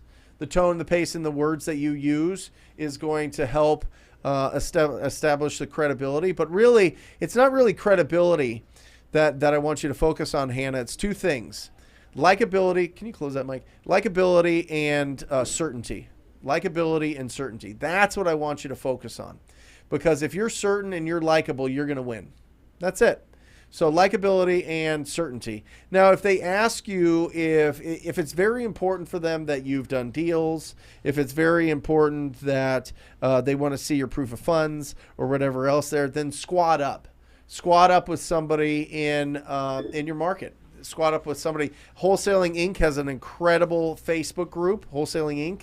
has an incredible Facebook group that you can squad up with people there. So just, do that. Meetup.com, and the Meetup app shows you all the local meetups for investors. Find the one that you really gel with, and find the person that's running it or somebody that's, part of their team, and you really, connect with them and squad up with them, and then use their credibility if it's absolutely necessary. But I think for the most part, your tone, your pace, and the words that you say are going to give you that, and certainty and likability, Hannah. Certainty and likability. Just be certain. Just be out there. Just be like, listen, I've never done a deal before. I'm excited about this. I know that I can work with you. I know that I've got the right processes in place to get this problem off of your hands. And I'd love to work with you. Would you like to work with me? No, I want somebody that has more experience. Okay, great. So if I bring somebody in that has more experience, we can make this happen, right? That would solve everything, wouldn't it? Yeah. There you go. And if not, they're not going to do business with you anyway, Hannah. So move on. Like, everybody starts with their first deal. Everybody starts without, experience. So find the people that'll do business with you. You guys Jesse's out there chatting it up with these guys. What are you doing? Come on, we got a show to do. Dude, Mr. EC Crow, ES Crow, that was a good one. Yeah, ES Crow. You like that?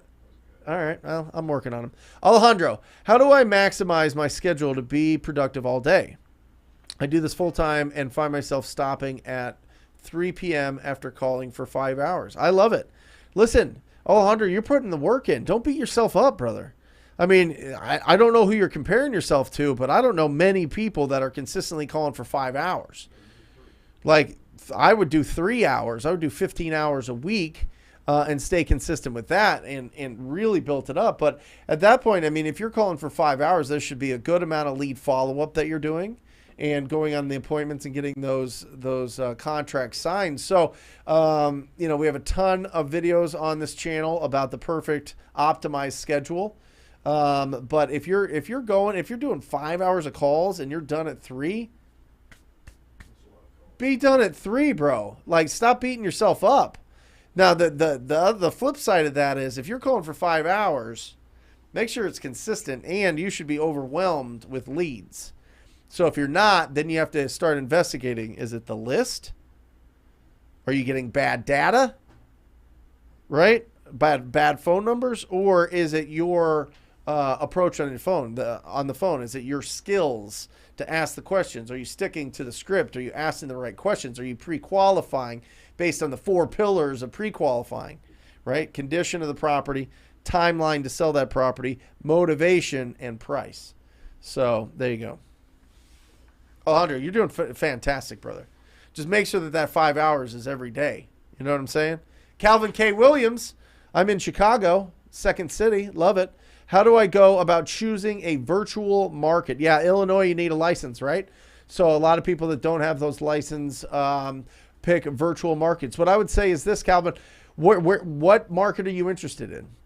I would say you pick 2 or 3 markets. That's a beautiful thing about picking up the phone and calling people. You don't have to spend months and months and months in marketing to get the results so that you understand which market's better than others. You can do it right now within a week or 2. I would pick whatever markets that you're interested in. You know, where are you interested in maybe living? Where are you interested in owning rental properties? Where is somewhere that's drivable?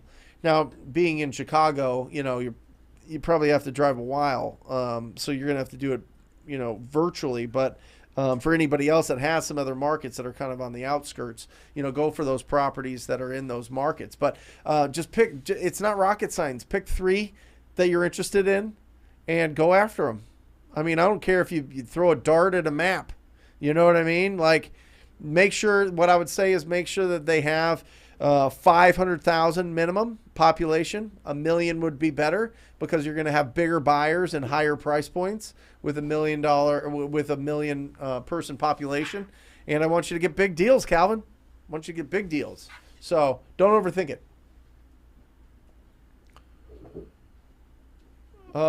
Josh, are we wasting time calling corporate owned properties? No, I don't think so. I mean, we do deals with LLCs all the time. It just depends. You know, some people just got advice from their CPA, from their accountant, to put this into a LLC. They're not true business owners. They just put it into an LLC, and they're still tired landlords. So if it's an ugly house, it's an ugly house. If it's a rough house, it's a rough house. And if they're not answering, then you don't have to worry about it anyway. And if you do get a hold of them and they're like, well, we own a portfolio of 700 properties or 50 properties or 40 properties, dump that lead. Get rid of them. Yes. Get rid of all those package deals, all those, I'm 75, I'm 85, I own 1,000 properties, I own 18 properties, I own 27 properties, I own 58 properties. Those guys, I'm telling you, man, they want retail or more. It's usually a waste of time. What's that feature on PropStream where you can see what other properties? That was super cool. Linked properties. Yep. Yeah, there's literally a tab on PropStream on ttpdata.com called Linked Properties, and that is where you can go and see if they own just a tremendous amount of real estate. And if they do, listen, they're savvy. Because I have seen more people go bankrupt putting together these deals for package deals than actually succeed in them. And I'm not joking. That's not just like me just talking there. Go ahead, Mike. Do you remember comping a property a couple weeks ago for somebody on the show here? And we pulled it up. We looked at the linked properties, and this guy owned like 800 other properties. Yeah. For like 20 or just a waste of time. Yeah, it's a total waste of time. Yeah, look at this. So, Matt, will you pull up this real quick? Right here, this is what I'm talking about. This linked properties thing here. You click that and you can see. Look at this. This is perfect. I literally just... This isn't the same one, but 42 properties. They own 42 properties here, and people are like, oh my gosh, that is what I want to go after. That's going to be incredible. And then you look up, and it's a total waste of time. They want way too much.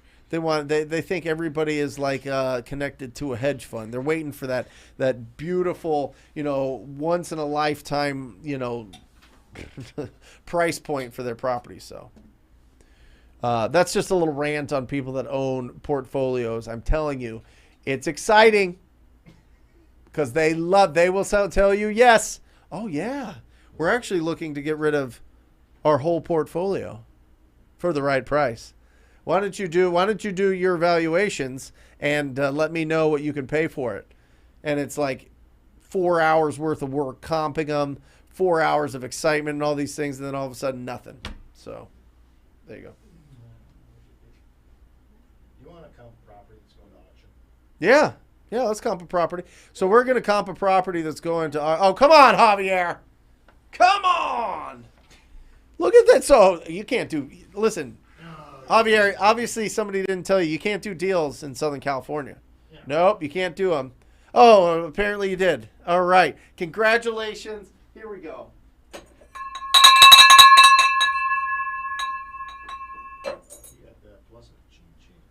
That is a fun ring, that one was. Javier, congratulations, brother. First wholesale deal. I celebrate you. I salute you. I support you. I love you. Congratulations. Now, rinse and repeat. And find me a massive deal. You got to find a massive deal. $50K minimum.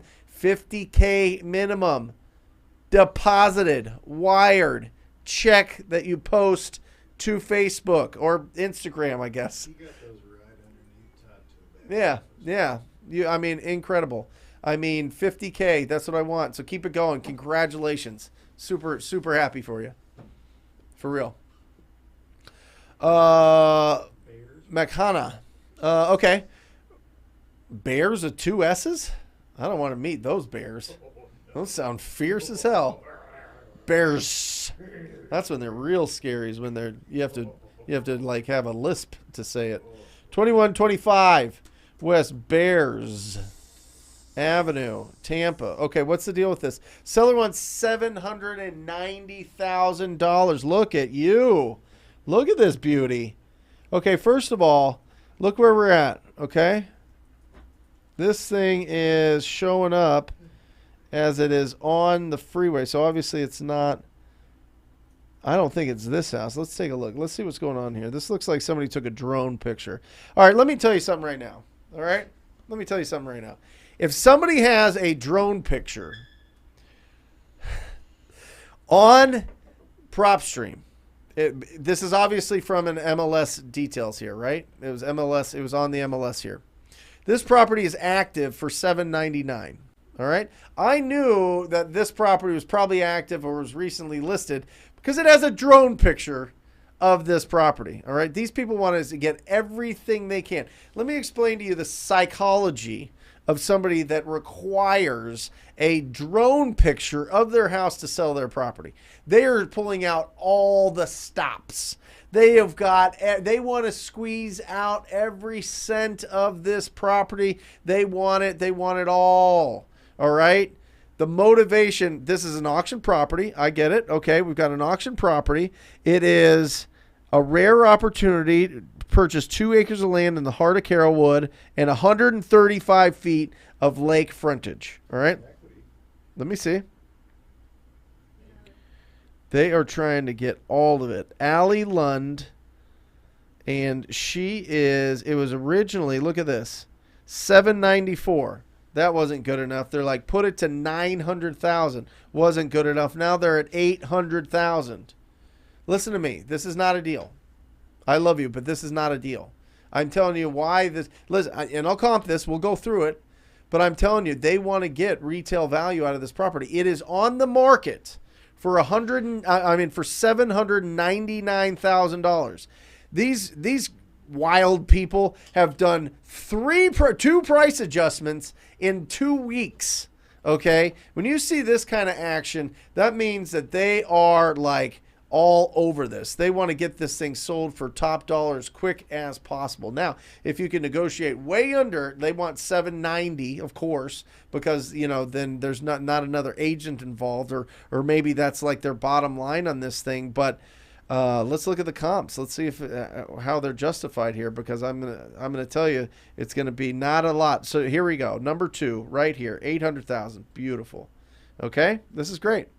This is similar, not exact. The other one had more frontage, but this one went for 800,000.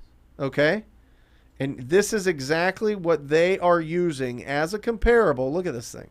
Come on. Look at that. Look how many friends you could have there. You could have a whole party there. You could set up the DJ in the corner. You could get the bartender going. You got a little bench seat over there for grandma and your old aunts. That'll be nice. Look at that. This is a nice place. Looking out on the water, 800,000. Like, people are partying here, right? Beautiful landscaping. It's fantastic. And then you've got your property here that has a drone shot. And let's take a look at this thing. You've got a little bit more space. Is it across the street? Yeah. It's on the major street, by the way. It's across the street. So this is, you probably get this dock with it. Look at this. Look at this. There's a semi in the back? What do you mean? Oh, yeah. Yeah, you got a good lot. It's not on the water, but you get access to it. I mean, that's pretty cool. But it's listed. I mean, they want retail for this. I would offer them $400,000. See what they say. I mean, what do they owe on it? What's the auction? Is it a foreclosure auction? I don't see that it's in foreclosure. I mean, I think that this might just be an auction that, like an estate sale type of thing, right? Is that what you're feeling? So the family's trying to get as much out of this as possible. So thank you for sending it. I like this. I like that other Party Palace. I like that other house. That was cool. But this one, they want retail. So let me see just where they're at. They owe $374. Perfect. $400,000 pays off the loan. Family gets to chop up the $20,000 left. And that's good. No, honestly, I mean, probably where you'd want to be on something like this is, I mean, it's got 2 houses. That's interesting. Still, you got to get it lower. I mean, at least at 650, 600, 650, and then work it from there. But yeah, they're at retail. So there you go. These are good rants today. Yeah, some good rants today. Feeling good. Yeah, we can comp another one. I mean, do people like it? Do people stick around when we comp? They like it? Okay, good. Yeah, awesome. I mean, here's the thing. Deal or no deal, it's really important. I mean, we've had some smoking hot deals on here. But find me some... hi, Banana. Banana Man. Can you comp 2695 Miriam Lane? Okay. Seller wants 150K. Kitchen, bathroom have not been updated. Yeah, absolutely. Now, remember, when you guys are putting in these properties to comp, it is really important for you to tell the story. Let us know what their motivation is, right? Like, why do they want to sell it? What is going on here? Let's take a look. Okay, right off the bat, this is great. I love this. Is a great property. Look at this. Owned for 26, almost 27 years. Fantastic. When we look at this thing, it is 1,000 square feet. It's a 3-bed, 2-bath, which is fantastic. It's not a 1-bath, so there's not any major, hits that you're going to take on value because it's just 1 bath. It looks somewhat clean. It looks like it's probably somebody older that owns this property because of the ramp here that you see. It's probably somebody that needs to be wheeled up there. So it's probably an older person's house. Well, they've owned it for 26 years, so obviously it's an older person's house. But these are the things that you read between the lines when you have PropStream to pull all this up. Now, what I like to do, obviously, is go comparables, and I like going to this neighbors button, guys. This is the top feature for comping that PropStream has, I am telling you. Because when an appraiser looks at, you got to look down the line, right? You got to see, okay, wait a second. When somebody buys this, when this property is either fixed up or if it's in rental condition and somebody wants to refi or buy that with a conventional loan, an appraiser is going to come in. An appraiser is going to look in the neighborhood first. All right? So we're in the neighborhood. He said that the house is in probate. It's a probate. Okay, got it. Look at that. Okay, good. This is interesting. Look at this property. This is probably what's throwing them off. You've got these interesting properties here. You're 1,000 square feet. Obviously, you want to kind of be around that. They want 150. I think this is going to be a deal.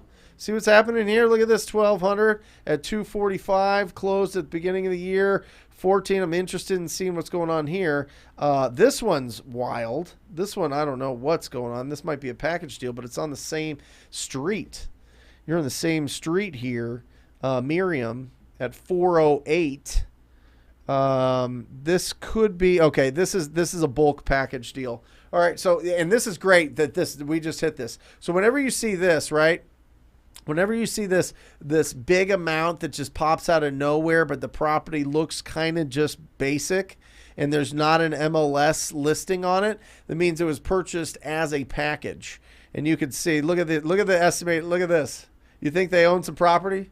So listen, when people own multiple, they own 822 properties. These people, 800, yeah, 822 properties here that they own. So when you see something like this pop up, that shows 408, they're recording that for probably 2 or 3 properties that they purchased. It's just in the same purchase.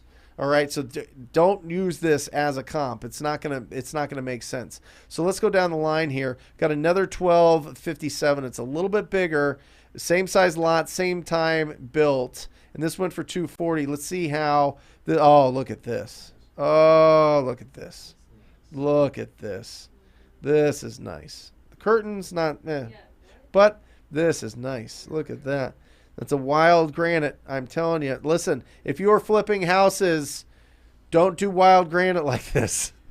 It really makes people angry.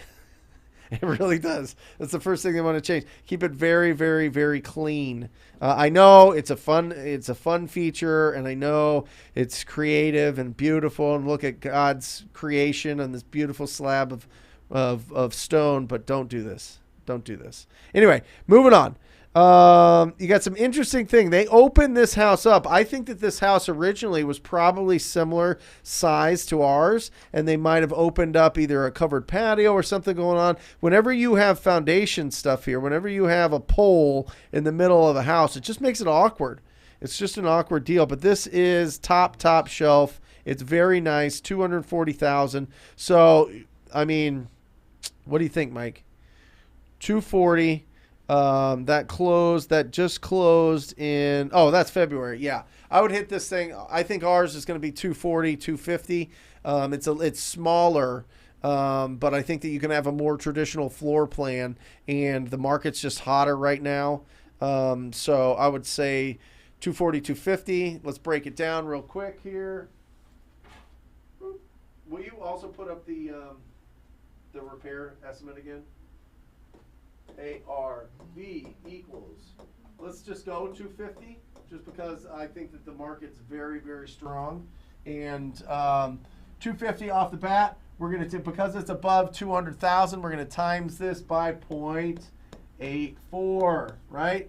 10% is the profit for the investor, minimum, and then 6% is closing costs. If you have questions about that, put it in the comments. All right, now subtract. Now this is 1,000 square feet. It looks like it's been owned for 30 years. This is going to have to need a significant updating. Like he said, no kitchen, no bathrooms. Put up that sheet again. It's under 1,500 square feet. It's going to be middle of the road. Let's go 25K on this. Okay. He also said that he sold. He also saw a house sell for $295. In the neighborhood? Yes. Let's take a look. Oh, right here. It's 1,500 square feet. Yeah, it's. I assume it's this one, Miriam, on the same street, 1,500 square feet. So, this is probably a 50, 60K rehab, and it's 500 square feet. I still think you're at 250 decked out. And if you want to match this, you're probably a 40K rehab as opposed to 25K rehab. This is a significant rehab, but you could pull more out. But we've only got 1,000 square feet. This one has 1,500. Yeah, I was just trying to get it close to that plus or minus 15% square footage that an appraiser is going to use first. And it was still a little bit off. Ours at 1,200 square feet. The comp was a little bit high, but it was close. So if you want to get it that nice, let's put that 40K in here. Let's split the difference. Let's go 30,000 for repairs. Where are we at here, Mike? $180. 180,000? Yeah. 180,000. Now, obviously, this will affect, so you're going to want to know if there's any major things that need to be repaired, and then add $5K for every major thing, whether it be a roof, electrical, plumbing, whatever other issues there are. But at 180, if you get this thing, you better lock it up at 150. You better lock that up. I think it's a third. I would make 30K in that deal, no doubt about it, with our buyer base. So push it out. That's what I would push it out. If you feel 30 is reasonable, if you feel like you have to go 40 because it's so dated and you have to really get in there, but it's only 1,000 square feet, so 30 will get you pretty far. But if you have to go 40, then you're at 170 there. Either way, you're a 30K deal. I like that. That's a good deal. That is a good deal. I like that. Here's a question on that formula. Yep. Oh, no. Okay. Listen to me. 70% is for properties that are cheap, that are inexpensive. Okay? So there's literally a million different breakdowns of this, and everybody wants to pick it apart, but it's just the most effective. So you can go after it, but 70% is just ridiculous. So, okay, so you're going to go after a property that is 200,000, let's call it 300,000, and go at 70% minus repairs. So now you got to go 210, that's your baseline, minus repairs of, well, let's just take this for example. 250 and 70% is what, Mike? 250 at 70%? $175. Okay, look at this. This is 175. 175 if you use that model. That's 70%. Then you got to subtract the 40K. Okay, now you're at 135K. Now you got to subtract what you want to make, and he wants to make the same 30. You would have to be at 105K with your offer. Now, if you had that strategy of going at 105K to get that deal, and my man here that just put on David. That put on that he can get this for 150, and you're looking at this deal and go, no, I need it at 105, and David's at 150. He's getting that deal, and he's making that 30,000. Just doesn't make sense. That 70% is built for properties that are under $100,000. And just rule of thumb, and I'll just throw it out there now in case anybody needs to. 250 plus times it by 0.66, and that's usually about the price that you can wholesale at. If it's 250 and below, times it by 0.5 or 50%, right? 50%. And that is what you're going to wholesale it at. And if it's under 100,000, times it by 0.25%, and that's typically what you can sell it at.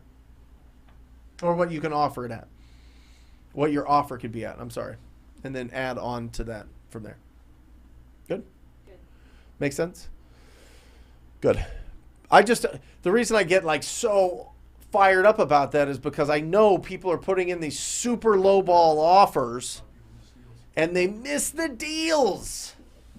They miss the deals. And my man David's going to lock this thing up and make $20,000 to $30,000 in a smoking hot deal in Decatur, Georgia. And you'd be stuck offering $105,000 on it. It's not right.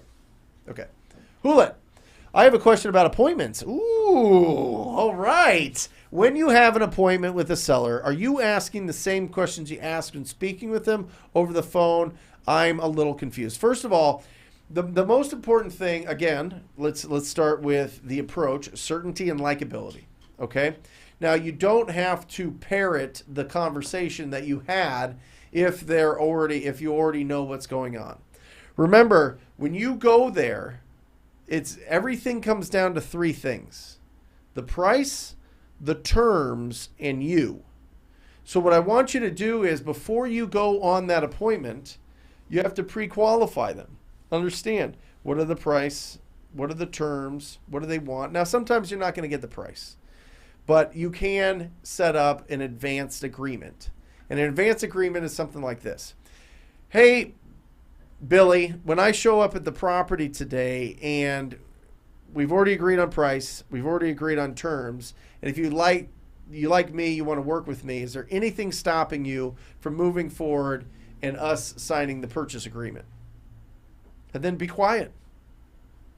It's an open-ended question. It's going to tell you a whole lot of any objections, any issues that are going to pop up before you go on that appointment. And then when you go on that appointment, if you watch the front hour last week when I had my acquisition manager on, Ryan, he's a pro at this. He sits them down before he goes to the house. Hey, let's just get to know each other. Do you mind if we just sit before we take the goat path around the house type of thing that everybody goes through? Do you mind if we just sit down? I just want to make sure that I understand your goal for this property. Ooh, I think that is so nice. I think that's so smooth. What is your goal for this property?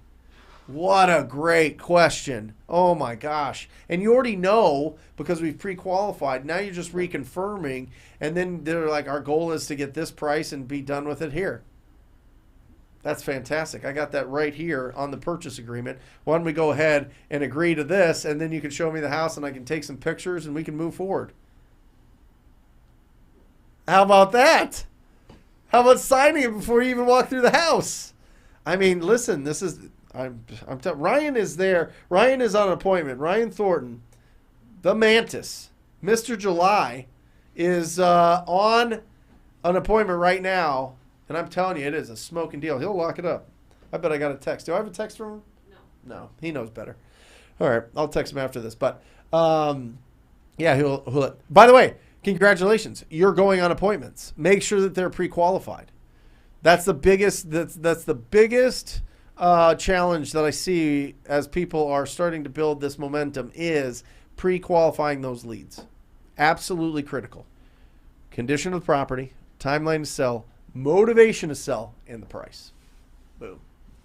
Ryan's been on fire, dude. He's locked up 3. Actually, Chad locked up 1. Ryan locked up 3 since last week, and he's going for the 4th here. All of them are bananas. It's wild. Every day is like a wonderful shock to me. I'm just like, what? Every day it gets better.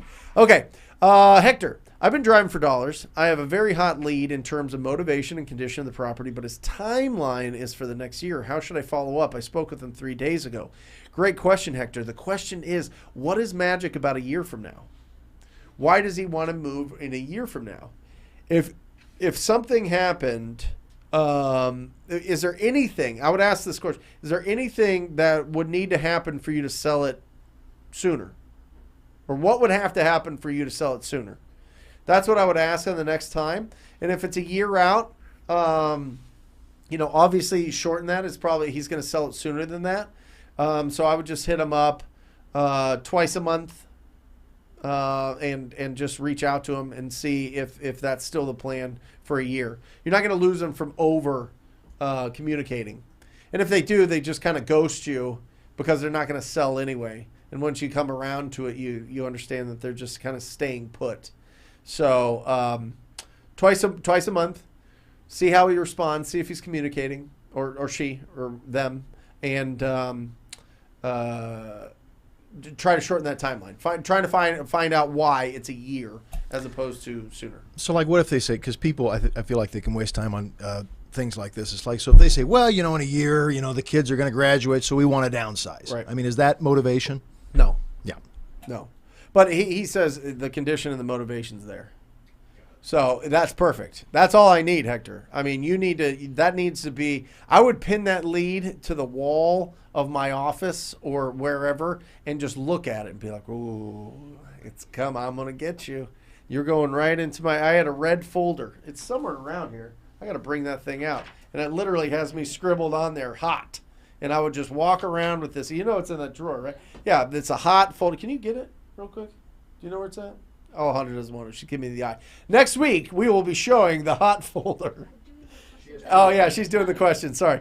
So I would put it in, and that was my stalker list. And that was I would have anywhere from 5 to 15 hot leads in there at all times. And that's how I made my income, for sure. It was always those hot ones. Sometimes a random one would pop up, but then I just put them into the hot folder and close it. So you got this, Hector. Congrats. That's a good lead. How do I incorporate being a licensed agent with wholesaling? Jesus, listen, I think it's a huge advantage. I think it's an absolute huge advantage for you. One, you've got access to the MLS, so and two, you know how to pull comps and evaluate property.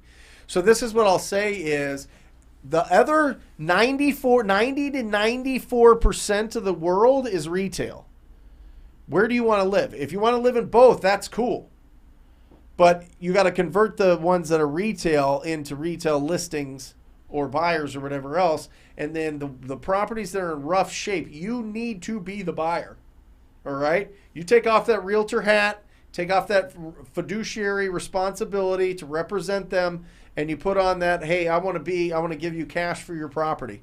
As simple as that. Be the cash buyer.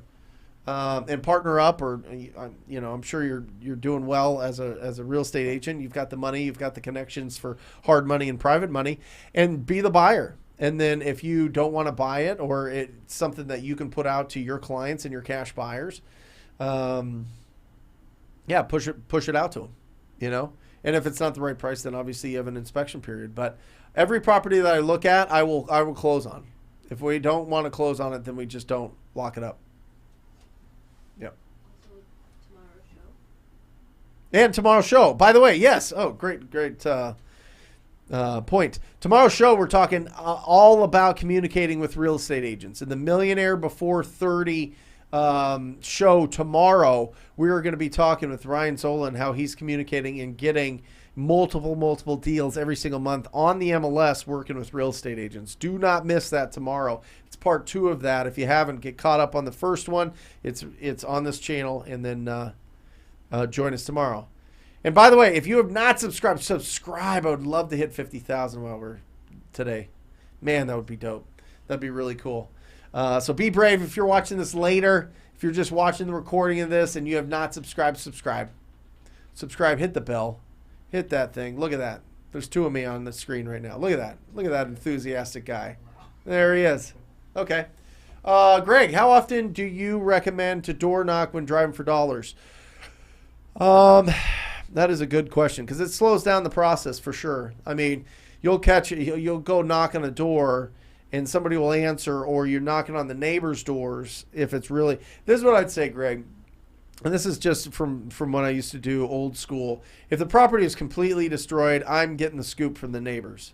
I'm knocking on the 2 doors next to them and the 3 across the street, and I'm finding out what's going on with this property, because it's just gold. It's platinum. It's diamonds. What's more valuable than diamonds? Anything? I don't know. Plutonium? Something like that. Anyway, those are the best deals, and so I want to know around the area what's going on with that property. So I would stop with that, but just to assume that one of those neighbors is going to know everything, and they're going to go for 15, 20 minutes and just take up a lot of the time that you could be driving for dollars. But for those properties that are really, really beat up, it's worth that investment in time. Mike's literally Googling what's more valuable than diamond. I'm sure it's a lot of things. Monte, question. How do you go about dealing with cash buyers going to see the house? Say if I get it under contract today, how long do I wait to show the house? Also, how long do I wait for offers? Great question. I mean, multi-level question there. So number one is I usually set it up 2 or 3 days after I open up escrow. Okay, it just gives me enough time to get it out, to call people up, for my dispo guy to call people up, to us blasting it out and finding, and getting everything set up to go see it. Now, what I will tell you is, depending on your area here in Phoenix, 80% of the properties we sell are sight unseen. 1, because of our reputation. 2, because we take fantastic pictures that you too also could take if you had the picture guide that is in the TTP Insider. You can download that toolbox resources. I'm telling you guys, there's a ton of value there. Anyway, so we have incredible pictures. We get it out. People understand the values, and they buy sight unseen. Now, if you have buyers that do want to see the property, then schedule it with the seller and just say, hey, listen, in 2 or 3 days, I'm going to bring a whole bunch of people through. It's just going to be wild. What's the best time? Does 1 to 3 work? Does 3 to 5 work? I need a 2-hour block to get people in there.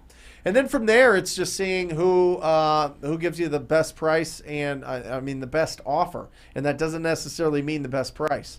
You need to make sure that they're reliable. You need to make sure that they're putting in their deposit, and you need to make sure that they are going to get this thing done.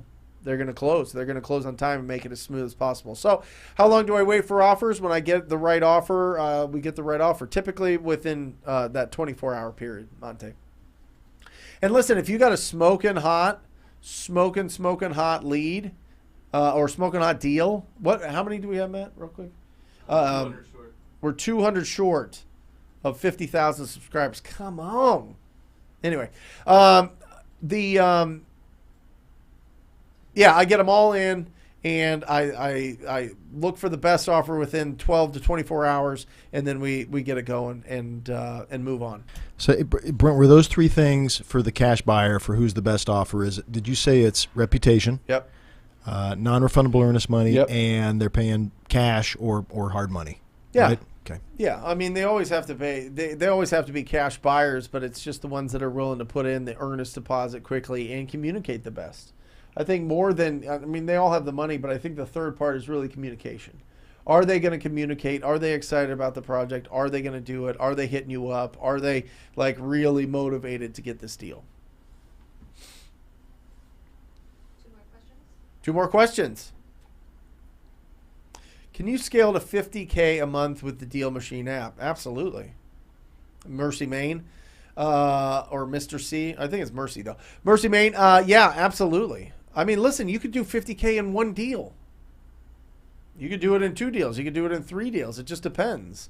I mean, obviously, look at the numbers. I mean, it just depends on what area you're in. What I would say is if you're in that 1 out of 200, your average deal size is probably $7,500 to $10,000, right? Let's call it $7,500. If you're in that 1,500, your average deal size is going to be $20K. You know what I mean? So it just depends on what market you're in. If you're in the market where, you know, the properties are lower priced and you're making $7,500, then obviously you got to do more deals to hit your 50K goal, right? You got to do 5.5 or whatever it is. If you're getting 20K, you got to do 2.5. So, and you got to get 3,000 driving for dollars leads that you're going after to get that. If you're in a major market, but if you're in a market that's lower priced, you know, you've got you get a deal every 200 addresses.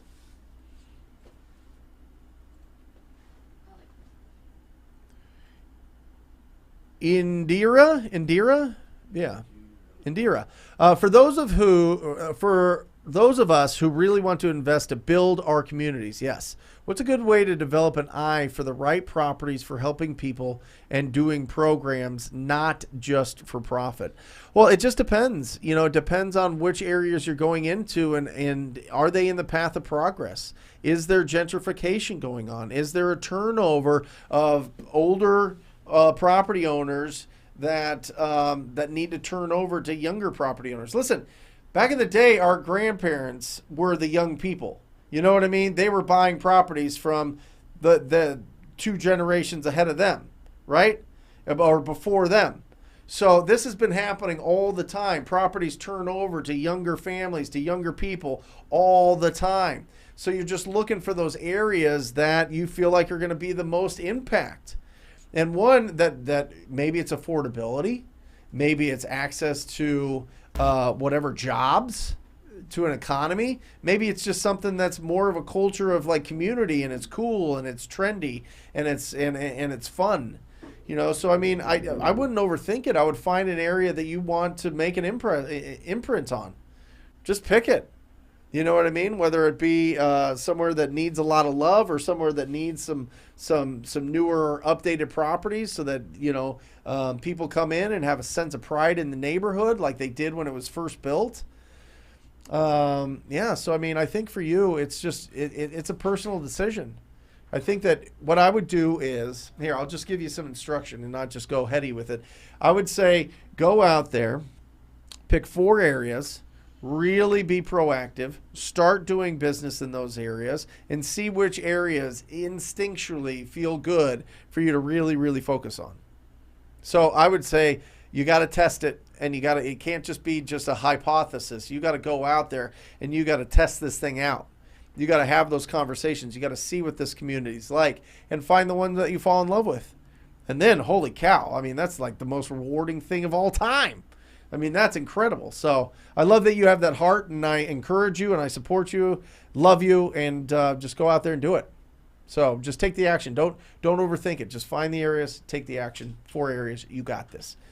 All right, and that's it. Remember, guys, listen. All right, we're at 40. Listen, we got 100 more to go, and we are there. If you have not subscribed, make sure that you subscribe. We're almost at 50,000. This is 50,000 of the best of the best of the best. I'm telling you, the best in real estate are subscribed to this channel. Love for you to participate. Love for you to be a part of that. So, and unbelievably humbled by it. So, thank you guys all for the 49,900 that are there. Now let's get it to 50,000 and have a lot of fun, guys. Come on up. Again, guys, tomorrow, 10 a.m., Millionaire Before 30. It is the show where we are building on the principles on getting $1 million net worth before the age of 30. On behalf of Alejandra, Mike Mahoney, Daniel, and Matt, boom. We love you guys. Until next week, see ya. Go out there, talk to people, make an impact, be proactive. You got this. Love you. See ya. Curse man.